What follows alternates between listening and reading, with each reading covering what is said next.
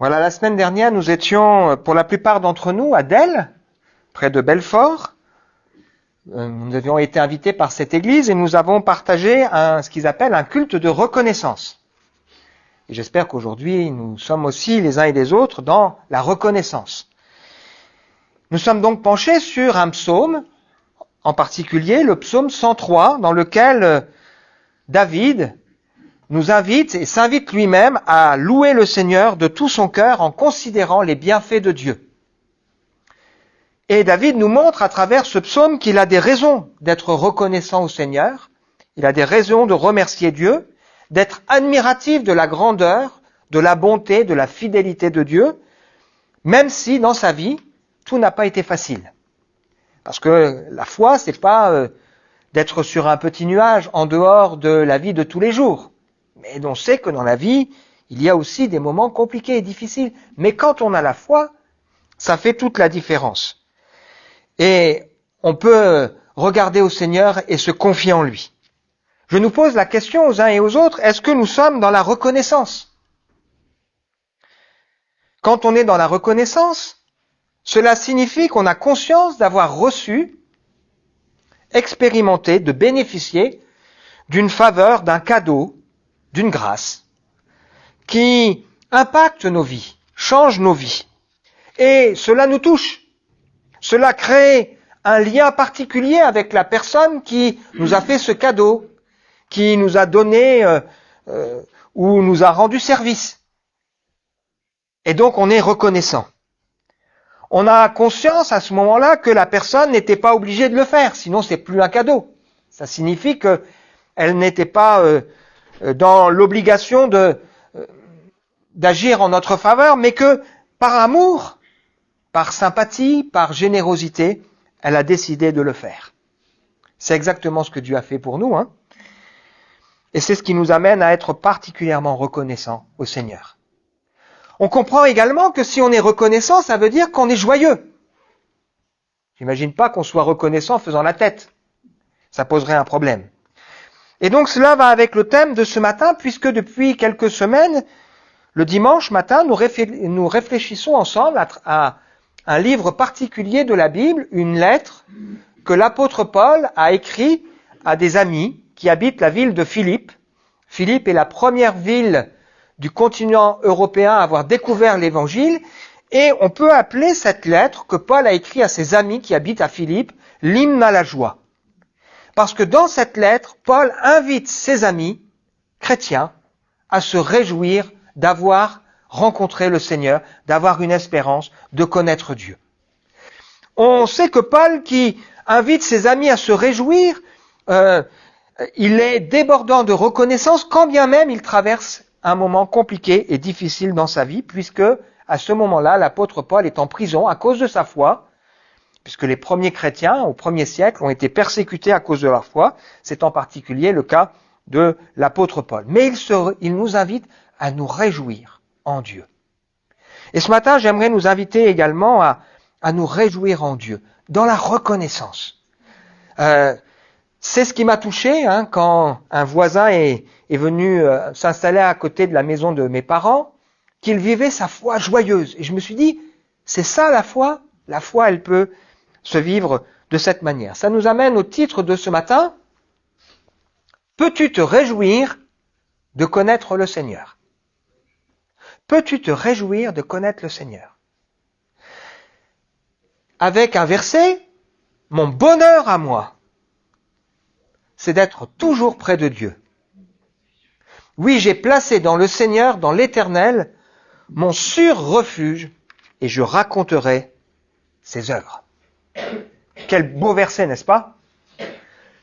Mon bonheur à moi, c'est d'être tout près de Dieu. J'ai placé dans le Seigneur, dans l'Éternel, mon sûr refuge, et je raconterai ses œuvres. Alors, en préparant le message de ce matin, je pensais au philosophe Pascal. Donc Pascal, Blaise Pascal a été philosophe, mathématicien, c'était un physicien français du XVIIe siècle, mais aussi un homme profondément croyant, profondément chrétien. Et à un moment donné, dans un livre qui s'appelle Les Pensées de Pascal, il il invite la personne à réfléchir et on parle du pari de Pascal. Dans ce pari, Pascal démontre qu'on a tout intérêt à croire en Dieu. Il prend l'hypothèse, si Dieu n'existe pas et qu'on croit en lui, finalement, on n'aura pas perdu grand-chose. Mais si Dieu existe et qu'on ne croit pas en lui, qu'on ne se tourne pas vers lui, alors gare à nous lorsqu'on paraîtra devant le Seigneur. Et donc Pascal, à travers ce qu'on appelle le pari de Pascal, montre que l'être humain a tout intérêt à faire confiance au Seigneur. Mais j'ai envie de dire, il manque quand même une dimension essentielle à ce pari de Pascal. Il y a beaucoup plus que simplement décider de croire en se disant c'est mieux de reconnaître l'existence de Dieu. Il y a l'idée de véritablement rencontrer le Seigneur Jésus, goûter à sa grâce, à sa paix, à son pardon. Il y a infiniment plus que simplement une connaissance intellectuelle ou des rites que l'on pratiquerait chaque jour, mais une rencontre qui bouleverse et qui change le cœur et la vie. Et donc dans son hymne à la joie, qu'on va partager ensemble, l'apôtre Paul montre que il y a vraiment quelque chose qui change tout, une assurance de la présence du Seigneur. Alors on sait que dans la vie, il y a ce qu'on appelle les voleurs de joie. Les voleurs de joie, on l'a déjà vu ensemble, ça peut être les circonstances. Comment être joyeux quand dans ma vie je traverse des moments de galère, des moments difficiles? Eh bien, l'apôtre Paul, qui nous laisse cet hymne à la joie, dit qu'il a appris, quelles que soient les circonstances, à puiser sa joie dans le Seigneur. Et parce qu'il a appris, maintenant il sait. Il sait être dans l'abondance comme il sait être dans le besoin. Il a appris à faire confiance à Dieu et à se décharger sur lui. Une des promesses importantes de Jésus, c'est « Je suis avec vous tous les jours, jusqu'à la fin du monde ». Ça fait toute la différence. Dans les voleurs de joie, il y a aussi les gens. Parfois, c'est compliqué, les relations. Et une des clés, c'est de regarder à la personne de Jésus et de renoncer à vouloir trouver sa joie uniquement dans les autres, mais de la trouver en Dieu. Une des clés, c'est l'humilité, parce que c'est vrai que si on est toujours en train de se défendre, de se comparer, si on est toujours en train de rivaliser, c'est difficile d'être joyeux. Troisième voleur de joie, ce sont les choses. Des fois, on se fait du souci pour les choses matérielles, mais pas que. Dans les choses, il y a aussi notre image, le regard des autres sur notre vie. Il y a aussi peut-être la situation dans laquelle on se trouve, notre réputation, la recherche de performance et autres. Si on puise notre joie là-dedans, ben souvent on est déçu et attristé. C'est important de nous voir à travers le regard du Seigneur. Et ce matin, j'aimerais nous rappeler combien Dieu nous aime. Combien Dieu nous aime individuellement chacun. Combien nous avons de la valeur et du prix à ses yeux. Et combien c'est précieux de se dire « Il ne cessera pas de m'aimer même si je fais des bêtises. » Ça ne veut pas dire qu'il m'approuve, mais il continuera de m'aimer. Et puis enfin, un quatrième voleur de joie, donc on a vu les circonstances, les gens, les choses. Quatrième voleur de joie, ce sont les soucis. Alors là, c'est intéressant parce que le Seigneur nous dit qu'on peut se décharger sur lui de nos soucis et que lui-même prend soin de nous. Alors j'ai mis ce verset, mon bonheur à moi, c'est d'être près de Dieu. C'est intéressant parce qu'il fait partie du psaume 73. Le psaume 73, je vous invite vraiment à le lire à la maison. C'est un psaume qui commence par un cri de foi et il est suivi d'une crise de foi. Un cri de foi, oui, Dieu est bon. Et une crise de foi, puisque le psalmiste, il dit à un moment donné, j'ai été troublé en considérant le bonheur de ceux qui sont méchants. On a l'impression que tout leur réussit alors qu'ils ne se soucient pas de Dieu. Et moi, j'essaye d'être honnête, d'être droit, d'être juste, et j'ai l'impression que je galère sans cesse. Mais dans sa crise de foi, il a regardé au Seigneur. Et il dit ceci, j'ai réfléchi, la difficulté fut grande jusqu'à ce que je pénètre jusque dans la présence de Dieu et que je prenne conscience du sort final des méchants et du bonheur qu'il a, lui, de connaître le Seigneur. Il dit, mon cœur s'aigrissait, je me sentais percé dans les entrailles, mais qu'est-ce que j'étais stupide et sans intelligence. Mon privilège, mon bonheur, je suis toujours avec toi. Tu m'as saisi par la main droite et tu me conduiras par ton conseil. Tu me recevras dans la gloire. Vous vous rendez compte quand on a cette espérance? Ça change tout, hein? Quel autre ai-je au ciel? Sur la terre, je prends plaisir en toi. Ma chair et mon cœur peuvent se consumer, mais Dieu sera toujours le rocher de mon cœur et mon partage. Mon bonheur à moi, c'est d'être près de Dieu. On ne parle pas d'être au ciel, hein, là. Hein, en disant, mon bonheur, c'est de mourir. Non, c'est pas ça, hein. Mon bonheur, c'est d'être près du Seigneur, de me réfugier en lui. J'ai placé dans le Seigneur, dans l'Éternel, mon sûr refuge, et je raconterai ses œuvres. Est-ce que tu as placé dans le Seigneur ton refuge? Et est-ce que tu es débordant de reconnaissance pour pouvoir dire, oui, le Seigneur m'a béni, quand bien même aujourd'hui, j'attends sa grâce, peut-être, mais je peux dire que dans ma vie, le Seigneur a agi et m'a fait grâce. Alors cela nous confronte avec les questions et affirmations qu'on a eu partagées depuis le début de ce culte. On a vu ensemble que le salut, c'est un miracle. Le pardon, c'est un miracle. Mais qu'il est possible d'avoir l'assurance de notre salut. Est-ce que nous avons l'assurance de notre salut? Peut-être on se dit, ouais, quand même. La question va être où on place notre assurance. On a vu qu'il y avait un homme, un bon candidat pour pouvoir avoir une assurance au salut, puisque c'est un jeune homme qui a mené une vie morale, droite, un religieux, mais il n'a pas la paix. Parce qu'il lui manque vraiment l'essentiel. Il lui manque le pardon de ses péchés. Il a besoin du Sauveur, mais il ne le réalise pas, parce qu'il pense qu'il peut se sauver lui-même. Quel bonheur de savoir que le Seigneur m'a pardonné et m'a sauvé, lavé. Le salut est impossible aux hommes, mais il est possible à Dieu. Et ce matin, on est là pour se rappeler, oui, le salut est possible par le Seigneur. Alors, on est en train de parler de vie éternelle. C'est quoi la vie éternelle? C'est Jésus qui nous donne la définition. La vie éternelle, c'est pas juste aller au ciel. C'est pas juste éviter d'aller en enfer. Mais Jésus lui-même nous donne la définition. Il nous dit que la vie éternelle, c'est de connaître le seul vrai Dieu et celui que Dieu a envoyé, Jésus-Christ, son Fils. Et donc ce matin, on est là parce qu'on a le désir de connaître ce Seigneur. Et on va voir ensemble, à travers la lecture de ce matin, que la foi, ce sont des choses à vivre, ce sont des choses à renoncer, et ce sont des choses à rechercher.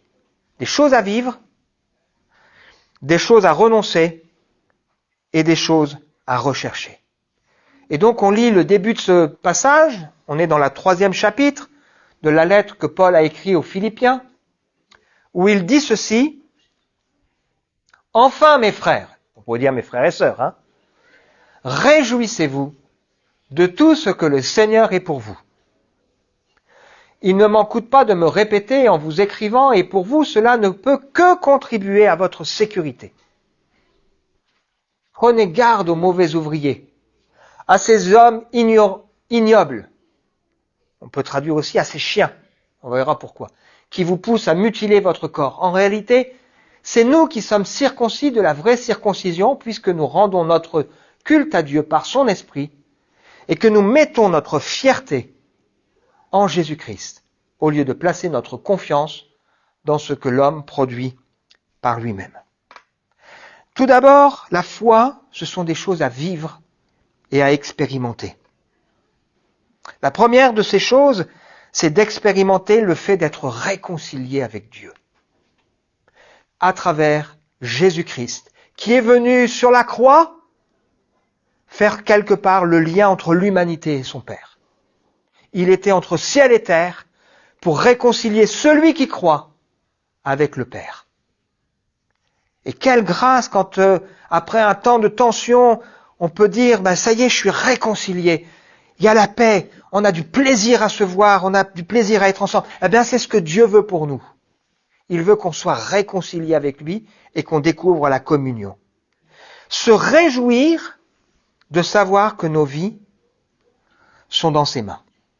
Et ça fait une sécurité.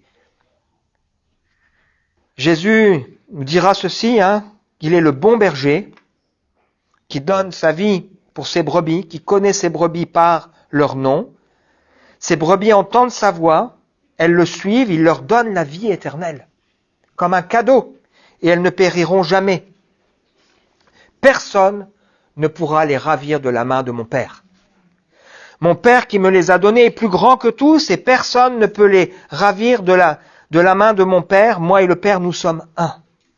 Vous imaginez le privilège qu'il y a de se dire, ma vie, elle n'est pas livrée au hasard, elle n'est pas livrée aux gens qui nous gouvernent, aux politiciens, à je ne sais pas qui, mais ma vie, elle est dans les mains du Seigneur.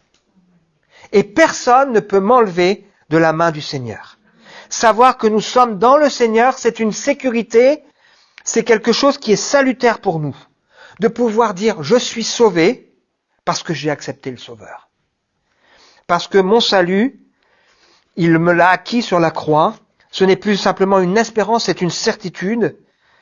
Et on a une assurance vis-à-vis de ça.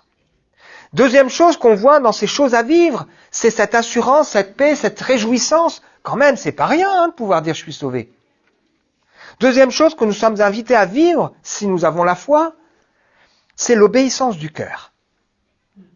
Il y avait à l'époque des premiers croyants, des gens d'origine juive qui voulaient absolument que ceux qui se tournent vers Dieu se fassent circoncire, pratiquent aussi la religion juive. Et il a fallu que les premiers chrétiens disent non. La foi, c'est pas une marque dans le corps, mais la foi, c'est une marque dans le cœur. La foi, ce ne sont pas des rites, ce ne sont pas toutes sortes de choses extérieures à nous, mais c'est avant toute chose quelque chose qui vient du plus profond du cœur. Et cette obéissance qui vient parce qu'on aime le Seigneur et qu'on a envie de l'honorer et de le reconnaître. Et donc Paul ici met en garde contre des mauvais ouvriers qui pourraient troubler et finalement compliquer les choses. C'est intéressant parce que dans l'évangile de Matthieu, dans ce qu'on appelle le sermon sur la montagne, Jésus dit que l'être humain est placé devant deux portes et deux chemins. Il y a une porte large et spacieuse que beaucoup de gens suivent, par laquelle beaucoup de gens passent, et un chemin large et spacieux que beaucoup de gens empruntent. Et puis il y a une porte étroite, qui est Jésus.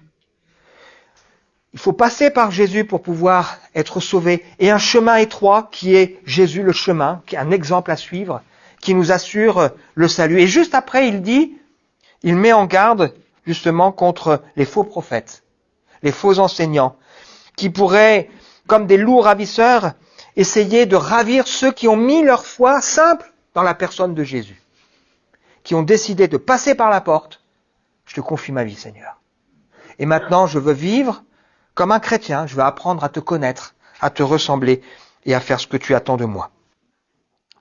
Donc des choses à vivre, la joie du salut, l'obéissance du cœur, et puis l'adoration, rendre un culte à Dieu. Nous avons été créés pour louer et honorer Dieu. Nous avons été créés pour montrer et manifester dans notre vie l'adoration, le respect pour sa personne. Nous rendons à Dieu et nous faisons notre fierté du Seigneur Jésus. Il y a plein de choses dont peut-être on n'est pas fier, mais on peut être fier de pouvoir dire, je sais que Jésus qui m'aime a donné sa vie pour moi. Je peux être fier de dire, je sais que le Seigneur Jésus, sur la croix, il a subi à ma place le châtiment qui aurait dû tomber sur moi. Je sais que le Seigneur Jésus, il est ressuscité et qu'il m'a ouvert la porte du ciel. Je sais que le Seigneur Jésus m'a envoyé le Saint-Esprit qui me fait naître à la vie nouvelle et qui me permet de voir et de comprendre les choses de Dieu. Je sais que le Seigneur Jésus m'a donné son esprit qui me permet de vivre sa vie. Je sais que le Seigneur Jésus m'a destiné à partager avec lui la gloire. C'est pas rien quand même. Je sais tout ce qu'il a fait pour moi. Je sais que ce ne sont pas mes mérites, mais que c'est par sa grâce.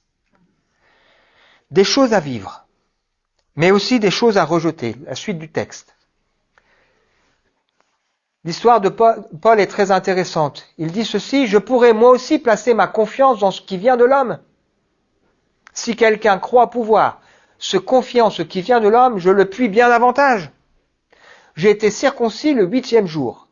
Je suis israélite de naissance, de la tribu de Benjamin, de pur sang hébreu. Pour ce qui concerne le respect de la loi, je faisais partie des pharisiens. Quant à mon zèle, il m'a conduit à persécuter l'Église. Face aux exigences de la loi, j'étais sans reproche. Et toutes ces choses qui constituaient à mes yeux un gain, mais à cause du Christ, je les considère désormais comme une perte. Intéressante l'histoire de l'apôtre Paul. L'apôtre Paul est ce personnage qui aurait pu, et il mettait à l'époque toute sa confiance dans sa religion, dans sa pratique, dans le fait qu'il était de race juive, dans le fait que dans son corps il avait été circoncis. Il mettait toute son identité et sa fierté dans cela. Mais quand il a été frappé, à un moment donné, par une rencontre avec le Seigneur, eh bien, il a rejeté toutes ces choses. Il a compris que c'est pas ça qui nous assure le ciel. Sinon, ce serait pas très juste. Il faudrait être bien né, il faudrait avoir été bien éduqué, il y aurait plus de chance pour les autres. Heureusement que le Seigneur est infiniment différent. Et on a donc dans le livre des Actes des Apôtres, un livre de la Bible, nous avons l'histoire de l'apôtre Paul. Cet homme qui était plein de zèle pour la religion, qui était devenu intransigeant vis-à-vis de ceux qui ne pensent pas comme lui. Il s'était mis à persécuter les chrétiens. Il rentrait, il allait trouver les autorités religieuses, il voulait l'autorisation de pouvoir aller même dans des villes étrangères comme à Damas, pour pouvoir arrêter ceux qui croient en Jésus, et dans les synagogues, les juifs qui croient en Jésus, pour les obliger à capituler et à renoncer à leur foi. Il a été d'une violence extrême, au point même qu'il se réjouissait quand on faisait mourir des gens qui étaient chrétiens. Et il joignait son suffrage pour crier à mort, à mort. Et un jour qu'il est là, plein de haine, plein de colère, il est là sur le chemin justement pour aller s'occuper des chrétiens d'origine juive. La Bible nous explique qu'il est frappé par une grande lumière, une voix du ciel qui l'interpelle et qui lui dit « Mais qu'est-ce que tu fais ? Je suis Jésus, arrête !» Et la Bible nous raconte qu'il va à ce moment-là être aveugle pendant 3 jours et qu'il va devoir réfléchir à sa vie, qu'il va capituler, donner sa vie au Seigneur. C'est le témoignage que nous avons lu tout à l'heure dans cette lecture. Autrefois, qu'on trouve dans la première lettre à Timothée, autrefois, j'ai offensé le Seigneur Jésus-Christ, je l'ai persécuté et insulté. Il a eu pitié de moi. J'agissais par ignorance, je n'avais pas la foi. Il avait la foi en Dieu, mais il n'avait pas la foi qui sauve. Il y a une différence à avoir foi en Dieu et la foi qui sauve. Dans la surabondance de sa grâce, notre Seigneur a fait naître en moi la foi et l'amour que l'on trouve dans l'union à Jésus-Christ. La parole que voici est certaine, elle mérite d'être reçue sans réserve. Jésus-Christ est venu dans le monde pour sauver des pécheurs. Si je me reconnais pécheur, Jésus est l'ami des pécheurs. Si je pense que je ne suis pas un pécheur, que j'ai rien fait de mal, que moi je mérite le ciel, eh bien là il y a un problème. Parce que le Seigneur ne peut pas nous faire grâce. La grâce est une faveur imméritée. Il rajoutera, je suis l'exemple type des pécheurs que Jésus est venu sauver. Dieu a eu pitié de moi. Il a voulu faire voir en moi l'exemple type des pécheurs, montrer l'étendue de sa patience pour que je serve d'exemple à ceux qui croiraient pour accéder à la vie éternelle. Paul a renoncé à essayer de gagner son salut, pour accepter de recevoir le salut en Jésus-Christ. Donc il y a des choses à vivre, se réjouir dans le Seigneur Jésus, du pardon, de la destinée qui est la nôtre. Il y a des choses à renoncer à vouloir se sauver par soi-même, pour se laisser sauver par le Seigneur, le seul nom par le moyen duquel nous puissions être sauvés. Est-ce que nous pouvons dire oui, Jésus est mort pour moi. Jésus a pris ma place. Jésus m'a sauvé, pardonné, lavé. Et puis enfin, il y a des choses à rechercher comme un trésor. Dernier passage. Je vais même plus loin. Tout ce en quoi je pourrais me confier, je le considère comme une perte à cause de ce bien suprême. La connaissance de Jésus-Christ, mon Seigneur. À cause de lui, j'ai accepté de perdre tout cela, Oui, je le considère comme bon à être mis au rebut afin de gagner le Christ. Mon désir est d'être trouvé en lui, non pas avec une justice que j'aurais moi-même acquise, en obéissant à la loi. De toute façon, on n'y arrive pas. Mais avec la justice qui vient de la foi en Jésus-Christ, comme un cadeau que Dieu nous donne, que Dieu accorde à ceux qui croient. C'est ainsi que je pourrai connaître le Christ, expérimenter la puissance de sa résurrection et avoir part à ses souffrances en devenant semblable à lui jusque dans sa mort, afin de parvenir, quoi qu'il arrive, à la résurrection d'entre les morts. Des choses à vivre, des choses à rejeter et des choses à rechercher. Rechercher à connaître le Seigneur, comme un bien suprême, comme un trésor. Paul a renoncé à sa carrière d'homme religieux qui était destiné à occuper les plus grandes places dans la religion juive. Il a renoncé à tout cela pour privilégier sa relation avec le Christ. Il a compris que trouver le Seigneur, c'est trouver tout ce dont il a toujours rêvé. Jésus laisse 2 paraboles, de courtes histoires pour nous expliquer ce qu'est le royaume des cieux. Il dit dans l'évangile de Matthieu au chapitre 13, versets 44 et 45, que le royaume des cieux est semblable à un trésor caché dans un champ. L'homme qui trouve ce trésor le cache et vend tout ce qu'il a pour acquérir ce champ, parce qu'il sait que ce trésor, il vaut tout. Il ajoute, il est comme un marchand qui cherche de belles pierres. Et quand il trouve une perle de grand prix, il vend tout pour acheter cette perle. Donc, découvrir la foi, le salut, c'est comme un trésor. C'est comme ce pour lequel on a voué toute notre vie. Enfin, on le trouve en Jésus-Christ. Jésus est celui qui nous couvre de sa justice et qui nous donne une espérance. C'est intéressant de se poser la question, quelle est notre espérance? Qu'est-ce qui pousse les gens à un moment donné, mettre fin à leur jour? C'est quand ils n'ont plus d'espérance. Quand ils se disent, j'arriverai plus, je m'en sortirai pas. Mais quand on a une espérance, ça change tout. La foi, c'est avoir une espérance qui est comme une encre. C'est-à-dire, moi j'aime bien cette image, c'est une image de la Bible. Le bateau de nos vies peuvent être agités de toutes parts. Si j'ai une encre qui est solidement enracinée, eh bien, je tiendrai bon. Une encre sûre et solide. Les yeux fixés sur le Seigneur. Prêt à expérimenter la puissance de sa résurrection. Et réaliser aussi qu'il y a toute la puissance de Dieu qui veut nous montrer qu'est-ce qu'il est capable de faire pour nous. Et ma prière, je rejoins l'apôtre Paul qui dit, je prie que le Seigneur ouvre les yeux de votre cœur pour que vous puissiez réaliser l'espérance extraordinaire qui s'attache à son appel, l'héritage glorieux qu'il nous réserve et l'infinie grandeur de la puissance qu'il est plairait à déployer pour nous et qu'il a déployé en ressuscitant Jésus-Christ d'entre les morts. Alors il est aussi question ici bien d'expérimenter les souffrances du Seigneur. Il faut quand même le reconnaître, qu'on n'est jamais plus proche du Seigneur que quand ça va pas, parce qu'on n'a pas le choix. Et des fois, quand on souffre, quand on éprouve des difficultés, on se confie en Dieu, encore davantage. On se dit, Seigneur, j'ai tellement besoin de toi. Ou quand on voit d'autres souffrir qu'on aime, on se dit, Seigneur, mais fais grâce. Et ça nous rapproche de lui. Et on sait que Jésus comprend celui qui souffre. Il dit, venez à moi. Vous qui êtes fatigués, qui n'en pouvez plus, avec vos fardeaux là, venez à moi, je vous donnerai du repos. Laissez-vous instruire et vous trouverez du repos pour vos âmes. C'est l'invitation que le Seigneur nous laisse. L'homme de douleur qui, malgré tout, était joyeux, parce qu'il avait en vue la joie qui lui était réservée. Il savait que s'il allait mourir, il allait aussi ressusciter et qu'il allait pouvoir accueillir ceux qui croiraient en lui dans la gloire de son Père. Conclusion pour nous.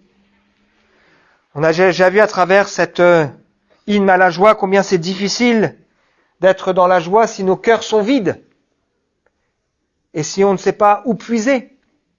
Parce que nos cœurs sont comme nos estomacs. Ils sont remplis à un moment et puis juste après ils se vident. Et on a besoin de les remplir à nouveau. Et on a besoin d'avoir une source dans laquelle puiser. C'est difficile de remplir un cœur qui est déjà plein de mauvaises choses et qui se laisse pas vider. Et la foi, ça nous apprend à nous décharger sur le Seigneur pour nous laisser remplir de sa vie. On a vu aussi qu'il est difficile d'être joyeux si on est égoïste, si on est orgueilleux et si on est sans cesse en train de rivaliser. Mais quelle joie quand on peut lâcher prise et laisser le Seigneur nous conduire. Difficile d'être joyeux si on n'est pas reconnaissant. Et inversement, difficile d'être reconnaissant si on n'est pas joyeux. La reconnaissance et la joie, ça va de pair. Difficile d'être joyeux si notre identité, notre valeur, elle n'est pas au bon endroit. Si on la met dans ce que les autres pensent de nous, si on la met dans notre réussite sociale, si on la met dans notre réputation, dans notre performance. Mais si on trouve un refuge dans le Seigneur, alors on est en sécurité et on n'est pas seul. Mon bonheur à moi, c'est d'être près de Dieu. Oui, j'ai placé dans le Seigneur, dans l'Éternel, mon sûr refuge, et je raconterai ses œuvres. On termine avec un texte, et puis on prie ensemble. Une lettre que Paul écrit aux habitants de Colosse qui dit ceci: puisque vous avez reçu le Christ, Jésus le Seigneur, comportez-vous comme des gens unis à lui, enracinez-vous en lui, construisez toute votre vie sur lui et attachez-vous de plus en plus fermement à la foi, conforme à ce qu'on vous a enseigné. Agissez ainsi en adressant à Dieu de nombreuses prières de reconnaissance. Veillez à ce que personne ne vous prenne au piège de la recherche d'une sagesse qui n'est que tromperie et illusion, qui se fonde sur des traditions toutes humaines et sur les principes élémentaires qui régissent la vie dans ce monde, mais non sur le Christ, car c'est en lui. C'est dans son corps qu'habite toute la plénitude de ce qui est en Dieu. Et par votre union avec lui, vous êtes pleinement comblés. Est-ce que vous êtes comblés? C'est possible d'être comblé par notre union avec le Seigneur. On veut prier ensemble? Seigneur, je te prie pour chacun d'entre nous ce matin, afin que nous puissions réfléchir pour savoir où nous plaçons notre foi, notre confiance, notre espérance. Et tu nous invites ce matin, comme le psalmiste Asaph, à pouvoir dire: mon bonheur à moi, c'est d'être près du Seigneur. J'ai placé en lui mon refuge, ma confiance. Tu nous invites ce matin à nous réjouir de savoir que nos vies sont dans ta main. Et si elles ne le sont pas encore, bien de te la confier pour que tu puisses prendre nos vies. Tu puisses nous guider, nous conduire. Seigneur, tu veux nous inviter à rejeter tout ce qui nous éloigne de toi et tu veux nous inviter à rechercher, à te connaître toujours davantage. Parce que plus on te connaît, plus on t'aime et plus on expérimente ta grâce et ta paix. Dans le précieux nom de Jésus. Amen.